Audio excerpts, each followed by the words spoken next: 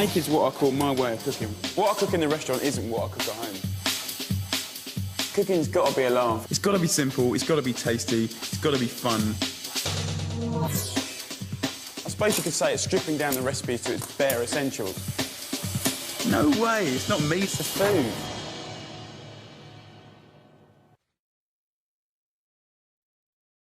I really, really like roast lamb. I mean, I like roast anything, but I love roast lamb. And I do it quite often. My mum used to do it a lot as well. But, you know, I love it just with, like, Maldon sea salt over and roasted in the oven. That's lovely. But I kind of get bored of doing the same thing all the time. So I'm always trying to have, like, new ways of getting sort of flavour right stuck in there. So, first things first, what I want to do is get a knife and stick the knife down next to the bone at one end and just push your finger in there, right? Because that just makes a bit of room. And then at this end, do the same again, right next to the bone. Stick your finger in there. Then, in about sort of 8 places around the lamb, you want to get your knife about 1.5 inches, okay, and stick it in at an angle, okay, and then shove your hand in there, your finger in there. And just do that kind of randomly, but kind of equally. And let's do it on the other side as well. One more, I reckon. Lovely. So that's that done. Put that in the tray. Now we're talking about flavour, yeah? So what I'm going to do is I've got this sage here. I'm going to rip off just half of it, so it's just the leaves. And I'm going to keep that for later. And then this half, I'm going to put in the pestle and mortar with a clove of garlic.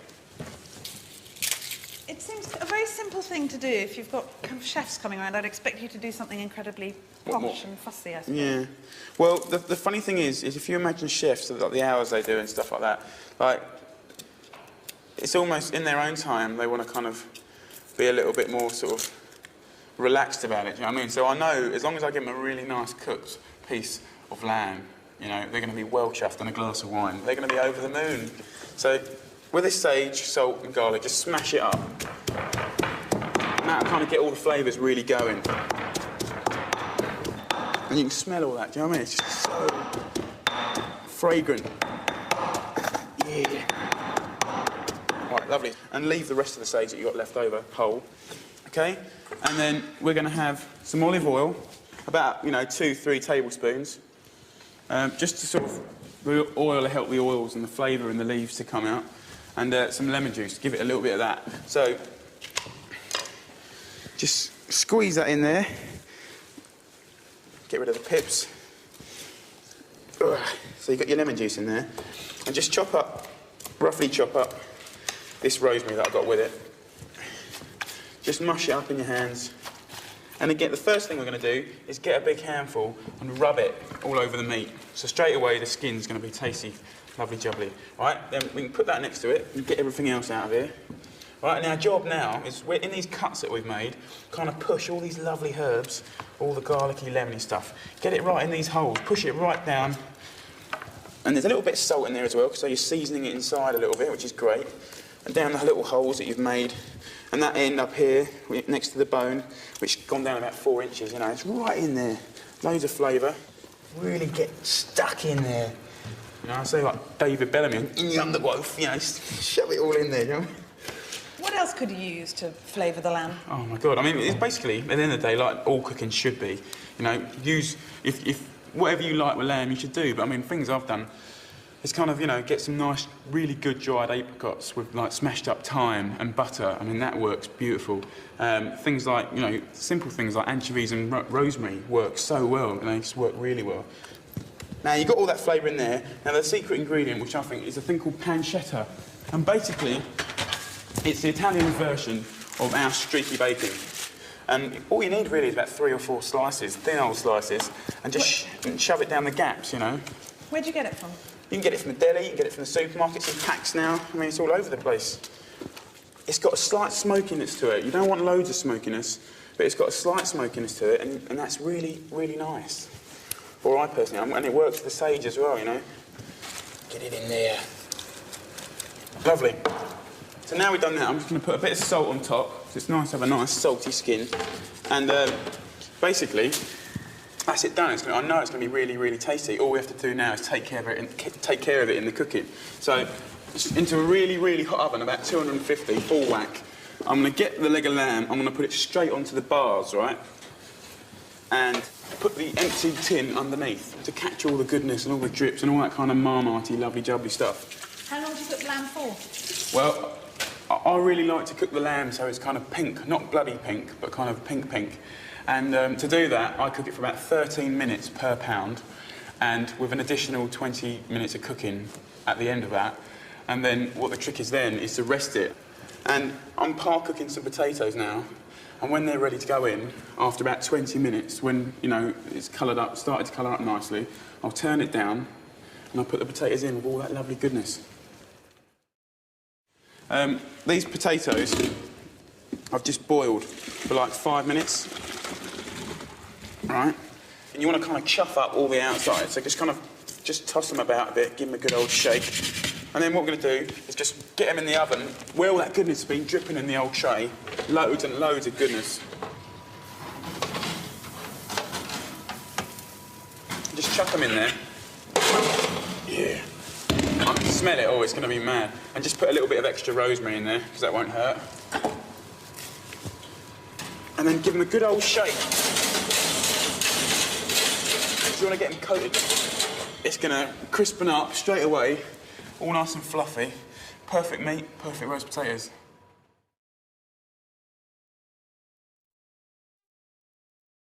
I don't really understand why people don't use onions as a vegetable as they are, really. You know what I mean? Because they always think of them as a base for things, you know, like soups and stuff. But like with any sort of roasted or grilled meats, this particular dish is superb. And all you have to do is sort of remove a little bit of the core or the base to make a flat edge. And then at the top, just cut down until about 1.5 centimetres away from the bottom, so you don't cut it into quarters. So you've got it like that. But you don't go all the way down, you only go down to about there. And then just take off maybe just the skin or maybe the first layer of flesh, so it's nice and tender. I'm using red onions because I like them. They're good. You want them all the same sort of size, and they're quite easily available. And when you cook them, they're lovely and sweet. But things like shallots and stuff like that are ideal as well. I wouldn't use the white onions because they're very big, and I can't really imagine that on someone's plate, you know, one whole onion that size. But I mean, I do it quite often because my blooming dad keeps giving me onions from the garden. He keeps tying them all up like the French boys. And it's like I've got onions everywhere, so I have to make use of them, otherwise I feel guilty. Get my pasta mortar, thyme and butter. Butter's at room temperature. Nice handful of fresh thyme here. You got any tips for avoiding crying, actually, when you're chopping onions? No. I quite like to have a good cry at work. Because, you know, you get all your emotions out and you just pretend it's the onions. What we're going to do now is put a good pinch of salt in there, and we're going to smash it up. And funnily enough, even though thyme's quite a kind of woody herb, when you smash it up, it's quite juicy.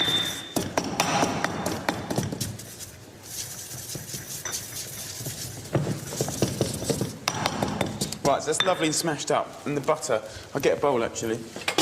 So, put all the thyme in the bowl. You can put a squeeze of lemon juice in there actually, it'd be nice. I suppose we need about 4.5, 5 ounces of butter. And just kind of squelch it in your hand. And then squelching the thyme. There's nothing hard in it. And that's going to be lovely with the old onions. But look, just open up the onion, and what you want to do is put a little knob of butter inside it and really push it in and down the cracks. Could you use different herbs or other flavourings in that butter? Oh, God, yeah. I mean, I think herb butter is something that not a lot of people use for some strange reason. Like, I mean, you've always got a bit of extra butter kicking about, and you've always got kind of, when I buy herbs, there's always like a little bit that I don't use, you know, mash it up. And you can do any flavour you like and just put it in the freezer. It keeps for absolutely ages. So basically just smear it over all of them. Top all the others up. And I think the nice thing about this, as these cook, like, the butter's going to melt and it's going to kind of drip right into the bottom of the onion where you've made those scores. And And you know, it's just going to give it all that flavour and the salt in there too, so it's going to season the onion. What I do now is just sprinkle some sea salt on the bottom, and what this helps, just helps them stand up.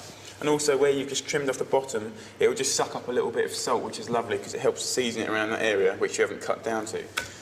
Oven-proof dish, and you know, all I have to do to that now is cook it for like half an hour, 35 minutes, at about 220 degrees, just until they kind of sag a little bit, but they'll keep their shape.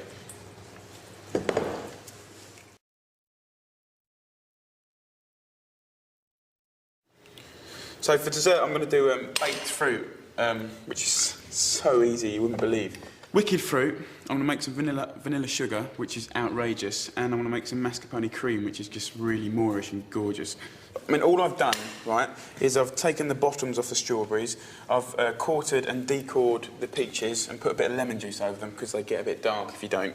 I've de-pipped the cherries with an olive pipper. I've sliced up the rhubarb nice and thin. And with the stone fruits, I just did them in half and just pulled them apart like an avocado, got rid of the pip. And these figs, I'm just going to sort of slice, but not quite down to the bottom, like a star, and then you just squeeze it like that, and they look lovely. But there's nothing stopping you just using singular fruit. I mean, the idea is if you're going down the market and you pick up something that's really juicy, then buy it, you know. Anyway, let me show you how to make this vanilla sugar. I've got these vanilla pods from my deli. And I've got a kilo of sugar, just normal caster sugar. And these vanilla pods are pretty amazing, right? You can buy them in anywhere, get them in any sort of supermarket or anything like that. But when you buy them, look for like soft, sticky ones like these. These are pretty amazing. And all I do is chop these into about 5 bits, just to make less work for your old Magimix. And pull this out, chuck them in there.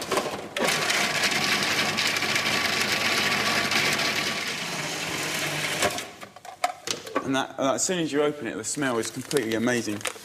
Chuck all your sugar in there, whiz it up, and you're going to see the sugar go like from white, sparkling white, to the most amazing kind of ashy colour. Right, and when you think you've given that a right good mixing, you want a bowl, and you want a sieve, a coarse sieve, and what we're going to do is just do a little bit at a time, and just sieve it out. And what you'll do is you'll get all the little bits of root that haven't quite been chopped up enough. And you'll have this most outrageous sugar here. Right, so look at that. Put the bits back in, and we'll whiz them up one more time, get every little last bit of flavour out of it. You know, they cost £1 each. What's the point in wasting it? There's none at all. So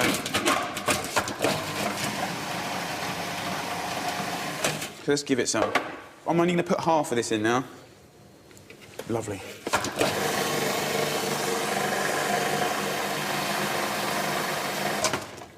Right, so again, just sieve it, and you can tell, because this looks really dark and almost ashy in colour, and I love all that. And these are good things for presents, you know. You know, at Christmas, I gave one of these to my mum. I just bought about 10 quid's worth of vanilla pods and made a massive great jar of vanilla sugar. She's still got it a year and a half later, and it's an airtight container, and it still tastes pucker. So, a good old present. Does that sound boring, saying it's a present? She was quite pleased. At least she said she was, anyway. And there you go. You can keep on running it through, but I'm going to stop there. So what we're going to do now is we've got these lovely fruit here, and we're just going to sprinkle it with sugar. Now, I'm probably going to use about 4 or 5 kind of good spoons of sugar, so I'll cover absolutely everything. There's so much fruit there. You're going to get through all that?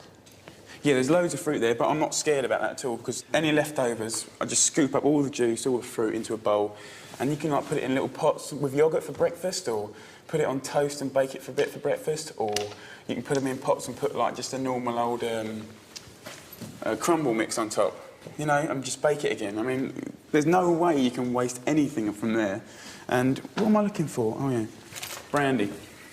I'm going to put brandy on here. So imagine your tart fruit, your sweet sugar, and what this brandy and the sugar will do is kind of bake together to go really syrupy and dead tasty.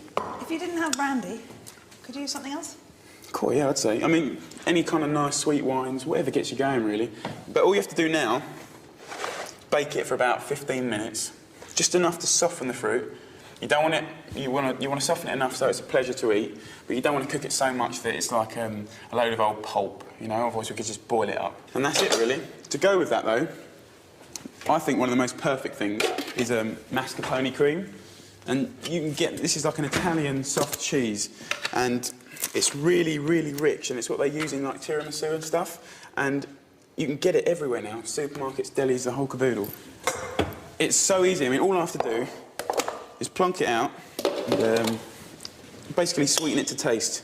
So I guess 1.5 spoons, and this will be enough for like 10 people. You only need a little bit. That's the vanilla sugar again? Vanilla sugar again, yeah, it's blimmin' useful. And you've got all those lovely black dots in it from the vanilla.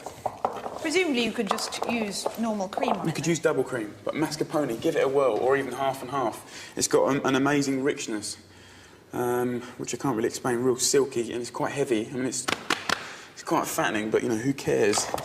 And I'll just plonk that in the table. Let them help themselves. Lovely.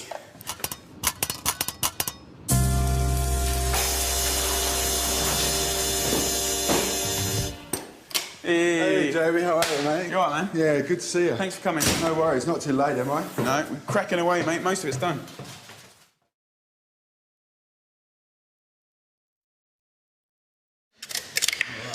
Right, so for starter, I'm going to do a fusion broth, which basically is like a noodle soup. You can do just about anything with it, you know, vegetarian, chicken, meat, duck, whatever.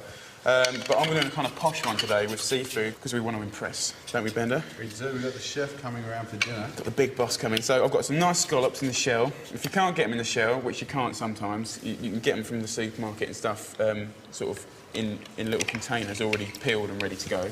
I've got some clams as well, which are quite nice. When they open up, they've got loads of lovely juice.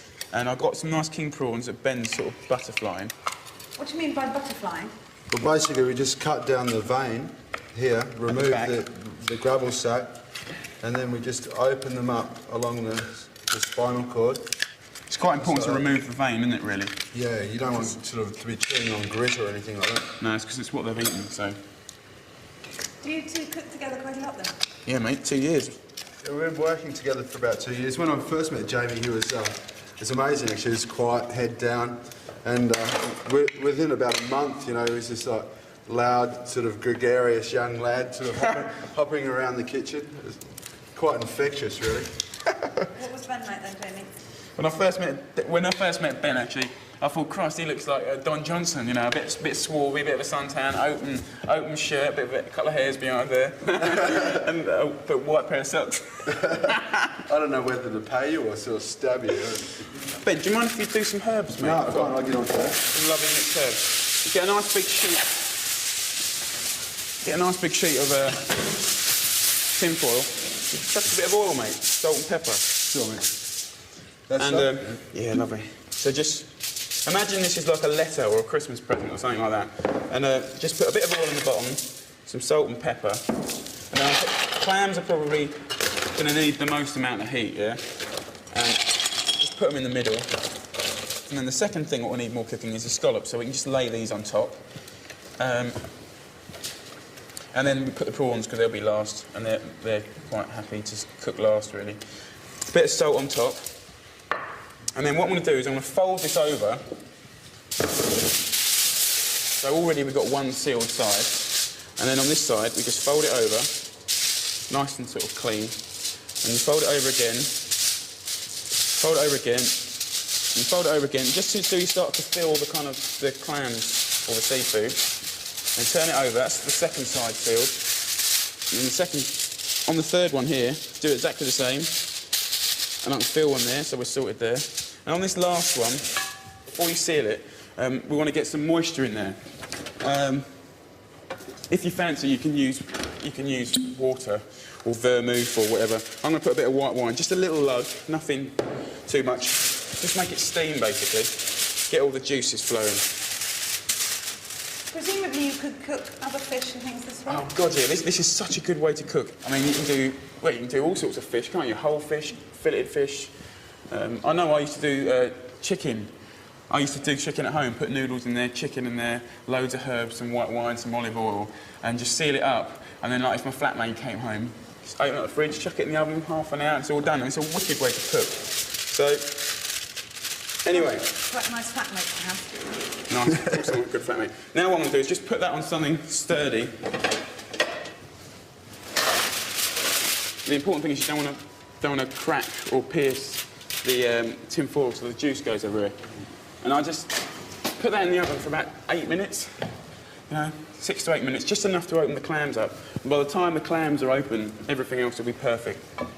You're cracking on the herbs. What have you got there? We've got basil, we've got chervil, a bit of oregano, coriander, dill. It's not that important that you've got loads of herbs. If you just like coriander and basil, then get those two. The whole thing about this dish is it can be as easy or as complicated as you like. It's an assembly of things. So starting with your stock, which is the base of most soups, but especially this one, it's more like a broth, yeah? So we've got that, and that's lovely and tasty. I've got my herbs. I've got the seafood in the oven. I'm going to start cooking my noodles. I've just got, you can use whatever noodles you like. Got these from Chinatown, they're rice noodles. And I've had them before, and they're quite nice. Big handful of salt, yeah, in the boiling water. Like pasta, you've always got to have salt. I'll just move those noodles about so they don't stick. Now, what I'm going to do is my stock's boiling away.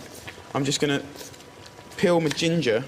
The idea, really, was with the chilli and the ginger, is to slice it as thinly as possible. And I'm going to put this into my broth, which is ticking over nicely. These chilies are reasonably hot, but we're taking the seeds out, which is kind of the hottest bit, isn't it? Yeah. So it's not going to blow people's heads off, but you'll get that lovely kind of fragrant warmth, which is quite pucker. Just cut them nice and thin. I think these noodles will be done now. Fantastic. These just need to be cooked. They're not like spaghetti or anything, which is al dente. They're quite soft, but they're done. They're perfect. Ooh.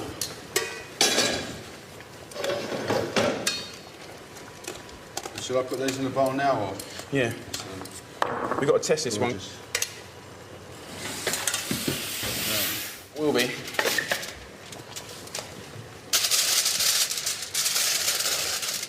Yeah, lovely jubbly. I'll have some of that. Can I borrow that? Yeah, sure. So I'll give it a couple of nice clams.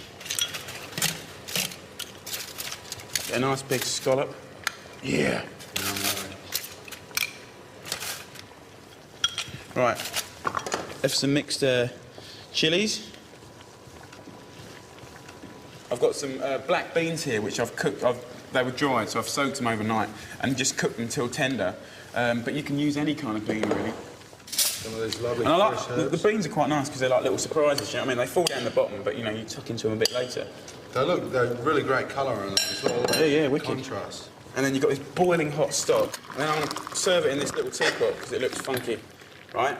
And Lots of chuck loads of herbs. Ben just chucked a load of herbs in there. And it's like a tea bag now. It's like a cup of tea. Do you know what I mean? All those fragrances, lovely.